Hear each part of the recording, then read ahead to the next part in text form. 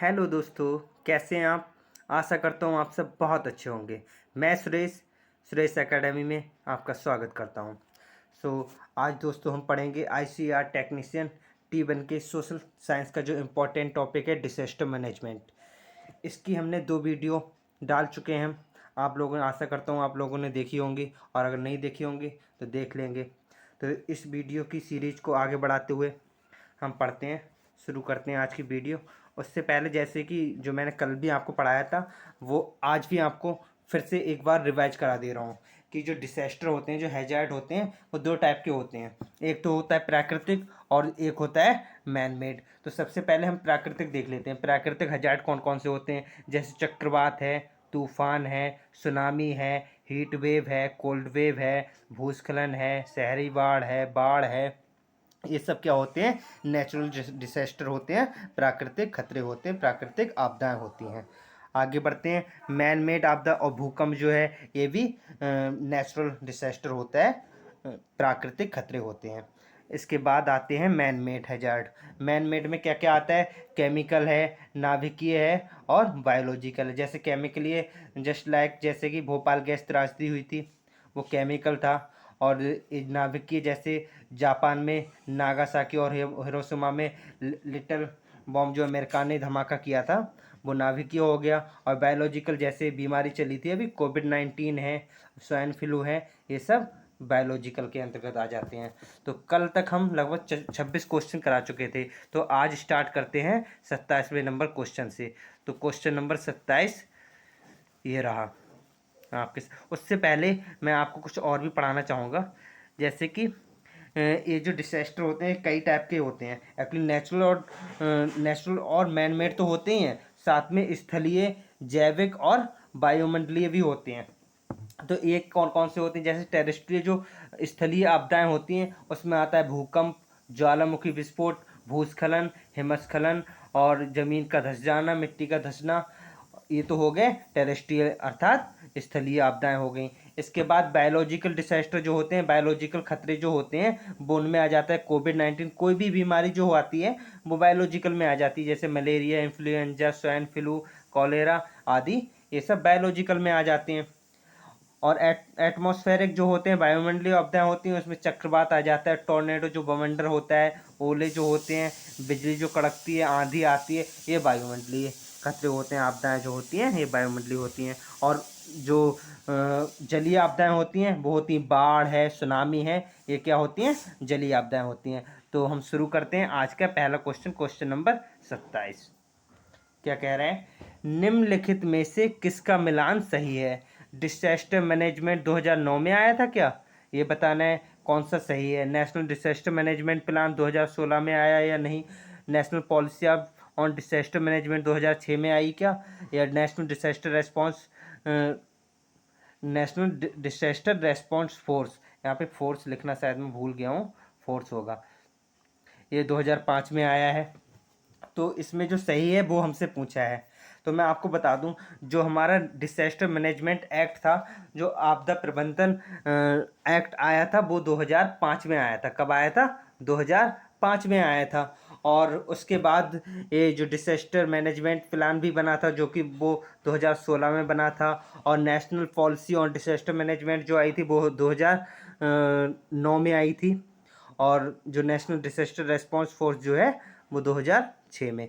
तो इसका जो राइट आंसर जो होगा, हमसे पूछा है कौन सा राइट है, तो नेशनल डिसास्टर मैनेजमेंट प्लान जो है वो 2016 में आया था, तो B will be the right answer होगा। बट हमसे पूछे नेशनल डिसास्टर मैनेजमेंट जो होगा वो 2005 में आया था। कब आया था, 2005 में। और national policy on disaster management जो है वो हमारी 2009 में आई थी। इसका जो सी का आंसर होगा 2009 होगा। और नेशनल डिसास्टर रेस्पॉन्स फोर्स जो है वो 2006 में, कब, 2006 में बनी थी। तो आगे बढ़ते हैं, आशा करता हूँ आपको सब समझ में आया होगा अच्छे से। तो आगे बढ़ते हैं, अगर समझ में आता हो, पसंद आती हो वीडियो, तो लाइक करना बिल्कुल ना भी भूलें। तो next question, question number 28। Gujarat के भुज में विनाशकारी भूकंप कब आया था? आपको याद होगा बहुत पहले, आज से लगभग 22 साल पहले गुजरात के जो भुज है वहाँ पे एक बहुत ही ज़्यादा विनाशकारी भूकंप आया था, बहुत ज़्यादा तगड़ा भूकंप आया था। वो कब आया था ये हमसे पूछा है। 2000 में आया था, 2001 में आया था या 2004 में आया था? ये गलती से दो ऑप्शन सेम हो गए, तो ये एक 2003 कर लीजिएगा, 2003 कर लीजिएगा, कोई सा भी कर लीजिएगा, 2003 कर लीजिएगा एक। तो ये जो गुजरात के भुज में जो विनाशकारी भूकंप आया था, ये जो आया था ये 2001 में आया था। कब आया था? 2001 में आया था। और इसके साथ में मैं आपको बता दूं 2004 में क्या हुआ था। 2004 में एक बहुत खतरनाक सुनामी आई थी जो कि तमिलनाडु में आई थी, और जिसमें चेन्नई ज़्यादा प्रभावित था, तो वो 2004 में आया था सुनामी। ठीक है, तो आगे बढ़ते हैं नेक्स्ट क्वेश्चन नंबर 29। क्या कह रहा है? निम्न में से कौन सी एक प्राकृतिक आपदा नहीं है? तो जैसा कि अभी मैंने आपको बताया था, जो नेचुरल आपदाएं हैं वो भी बताई थी, और जो मैन मेड है वो भी बताई थी। तो जैसे भूकंप है, ये तो भाई नेचुरल है, और हमसे पूछा है नेचुरल नहीं है वो। और चक्रवात भी नेचुरल है। अभी मैंने बताया था सबसे पहले, जैसे ही वीडियो स्टार्ट की थी तो सबसे पहले ये बताया था कि नेचुरल आपदाएं कौन सी होती हैं और मैन मेड कौन सी होती हैं। और सुनामी भी हमने बताया था नेचुरल आपदा है, लेकिन जो शॉर्ट सर्किट आग है ये नेचुरल नहीं है भाई, ये तो मैन मेड है, तो हमसे यही पूछा क्या नहीं है, तो यही हमारा आंसर हो जाएगा। तो B will be the right answer. आगे बढ़ते हैं नेक्स्ट क्वेश्चन नंबर 29। भूकंप की तीव्रता को मापने वाला उपकरण क्या है? तो भूकंप की तीव्रता को मापने वाला जो यंत्र होता है, उपकरण जो होता है, वो क्या होता है? क्या फिजियोग्राफ होता है, या सिस्मोग्राफ होता है, या कार्डियोग्राफ होता है, या बैरोग्राफ होता है? तो मैं आपको बता दूं, जो बैरोग्राफ होता है ये वायुमंडलीय प्रेशर को, वायुमंडलीय दाब को मापने का उपकरण होता है। क्या? बैरोग्राफ। और कार्डियोग्राफ से हमारे जो हृदय होता है, हृदय की धड़कन को मेजर करने का एक उपकरण होता है। और इसका जो भूकंप का जो राइट आंसर होगा, भूकंप की तीव्रता को मापने वाला, ये होगा बी, सिस्मोग्राफ से हम भूकंप की तीव्रता को मापते हैं। इसके साथ ही है, इसमें जो स्केल होती है, रेक्टल स्केल होती है, मर्केली स्केल होती है, इन सब के बारे में मैंने आपको जो प्रीवियस ईयर की क्वेश्चन वाली जो वीडियो डाली है सोशल साइंस की, उसमें मैंने बहुत अच्छे से पढ़ाया है, बहुत अच्छे से बताया है। तो आशा करता हूँ आप वो भी देखिएगा और प्रत्येक कॉन्सेप्ट को क्लियर कर लीजिएगा। तो आगे बढ़ते हैं क्वेश्चन नंबर 31। ये क्या कह रहा है अभी? भूकंप को मापने में उपयोग किए जाने वाले, ये गलत हो गया, और उपयोग किए जाने वाले पैमाने की सीमा क्या होती है? तो जो भूकंप की तीव्रता जो मापते हैं, भूकंप को मापते हैं, उसकी जो सीमा होती है वो क्या होती है? वो 1 से 12 होती है। क्या होती है? 1 से 12 लेवल तक होती है। तो इसका राइट आंसर जो हो जाएगा वो ए हो जाएगा। लेकिन इसके डिटेल में आप अगर जानना चाहते हैं इस भूकंप को मापने वाला उपकरण, और इसमें कौन कौन सी स्केल होती हैं, कौन कौन से स्तर तक होती हैं, ये जानना है, तो मैंने जो प्रीवियस ईयर के क्वेश्चन जो सोशल साइंस वाली डाली है वीडियो, आप वो देखिए, उसमें सारे कॉन्सेप्ट क्लियर हो जाएंगे आपके। तो इसका जो राइट आंसर होगा, answer number A will be the right answer. आगे बढ़ते हैं नेक्स्ट क्वेश्चन नंबर 32। भूकंप के वैज्ञानिक अध्ययन को क्या कहते हैं? तो भूकंप के वैज्ञानिक अध्ययन को क्या कहते हैं ये पूछा है। तो इसमें जो है पेडोगोजी, तो मृदा जो मिट्टी का अध्ययन करते हैं उसे कहते हैं। इकोलॉजी, पारिस्थितिकी विज्ञान को कहते हैं। क्लाइमेटोलॉजी, जलवायु विज्ञान को कहते हैं, जिसमें हमें जलवायु के इस समय हमारी जलवायु क्या है वो पता चलता है, उसे क्लाइमेटोलॉजी कहते हैं। तो इसमें पूछा भूकंप वैज्ञानिक अध्ययन को क्या कहते हैं, तो इसमें साफ साफ दिख रहा है सिस्मोलॉजी, भूकंप विज्ञान। तो ए will be the right answer. एक क्या हो जाएगा हमारा राइट आंसर हो जाएगा। आगे बढ़ते हैं नेक्स्ट क्वेश्चन नंबर 33। क्या कह रहा है?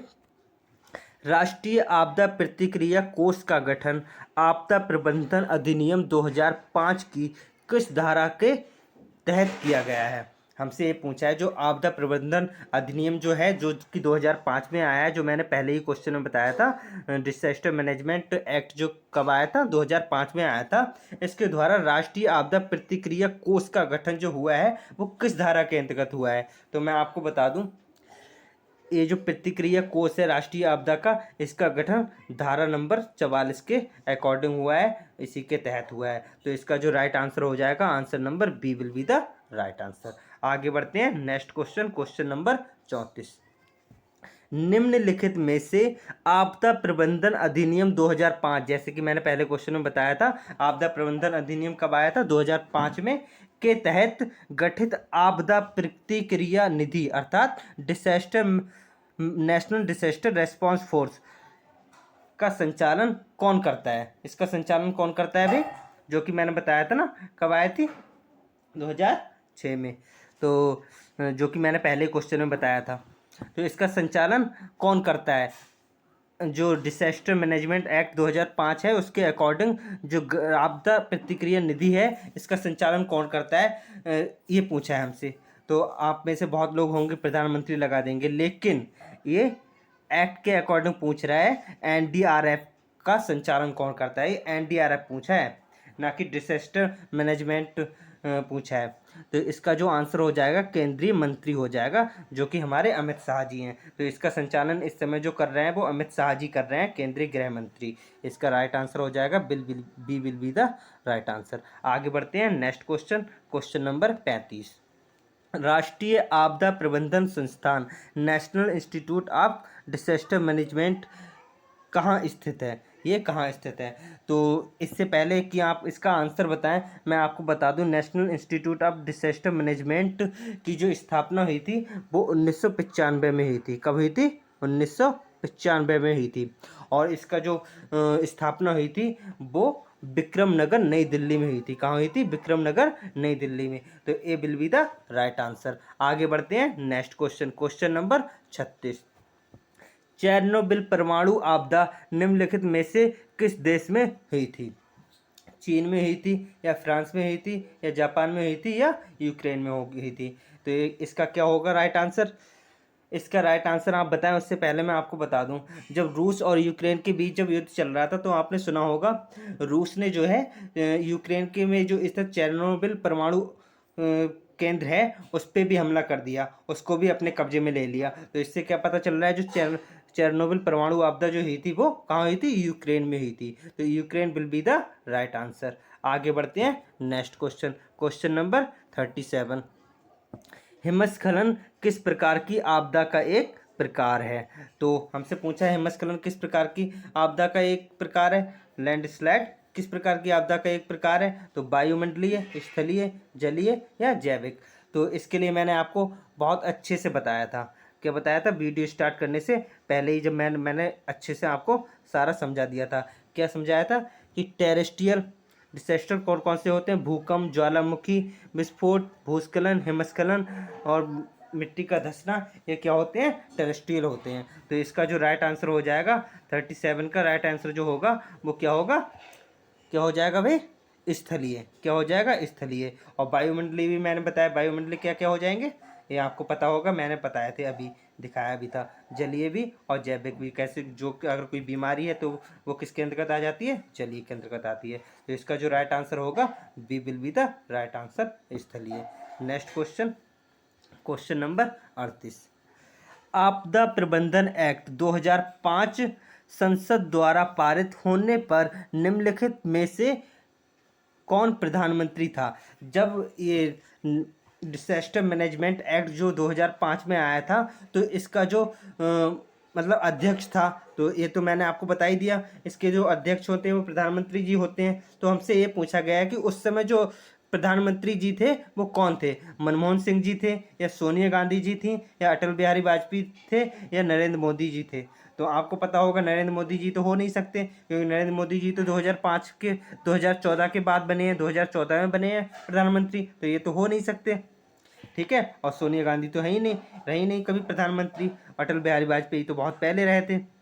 तो इसका जो राइट आंसर हो जाएगा option number A, Manmohan Singh. Manmohan Singh will be the right answer. उस समय 2005 में जो प्रधानमंत्री जी थे वो मनमोहन सिंह जी थे।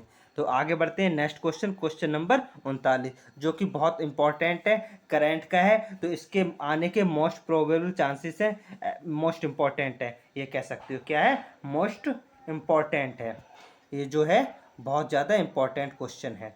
तो इसका क्या राइट आंसर होगा, चक्रवात मोचा ने किन देशों को प्रभावित किया था और इसका नामकरण किस देश ने किया था, हमसे ये पूछा है।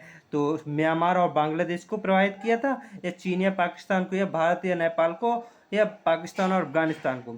तो मैं बता दूं, ये जो चक्रवात मोचा जो आया था वो बंगाल की खाड़ी में आया था, जो कि म्यांमार और बांग्लादेश में ज़्यादा प्रॉब्लम हुई थी। म्यांमार और बांग्लादेश को ही ज़्यादा अफेक्टेड किया था इसने। और इसका जो नामकरण था मोचा का, इसका नामकरण जो किया था वो यमन ने किया था, यमन देश ने किया था। तो ऐसे ही सारे चक्रवात और इनका नाम कौन से देश ने दिया, ये सारे मैंने अभी करंट अफेयर की वीडियो डाली थी 3 दिन पहले, जिसमें मई के सारे इम्पोर्टेंट 90 क्वेश्चन मैंने कराए हैं, जो कि आपके एग्जाम के पॉइंट ऑफ व्यू से बहुत ज़्यादा इंपॉर्टेंट है। वो जो मैंने मई मंथ की पूरे करंट अफेयर कराई है, उसमें 90 क्वेश्चन जो कराए हैं, उनमें से 2-4 क्वेश्चन आने के मोस्ट प्रोबेबल चांसेस हैं आपकी परीक्षा में। तो आशा करता हूँ आप ज़रूर देखेंगे वो वीडियो। तो आगे बढ़ते हैं, नेक्स्ट क्वेश्चन। इसका तो जो राइट आंसर हो गया वो ए हो गया, ए will be the right answer. आगे बढ़ते हैं नेक्स्ट क्वेश्चन, क्वेश्चन नंबर 40। ज्वालामुखी से निकलने वाली सबसे प्रचुर गैस कौन सी होती है? तो ज्वालामुखी जहाँ पे फूटता है, आपने देखा होगा वहाँ पे प्रदूषण वगैरह बहुत ज़्यादा फैल जाता है। तो वहाँ से उससे जो गैस निकलती है वो निकलती है जलवाष्प। क्या निकलती है? जलवाष्प जहाँ प्रचुर मात्रा में निकलती है, जिसे हम वाटर वेपर कहते हैं, ये प्रचुर मात्रा में निकलती है। तो आशा करता हूँ हमारी वीडियो आपको पसंद आई होगी। अगर पसंद आई है तो इसे लाइक करें, अपने दोस्तों के साथ शेयर करें और सब्सक्राइब जरूर करें हमारे चैनल की लेटेस्ट वीडियो पाने के लिए और अपनी परीक्षा को बहुत आसान बनाने के लिए। Thank you.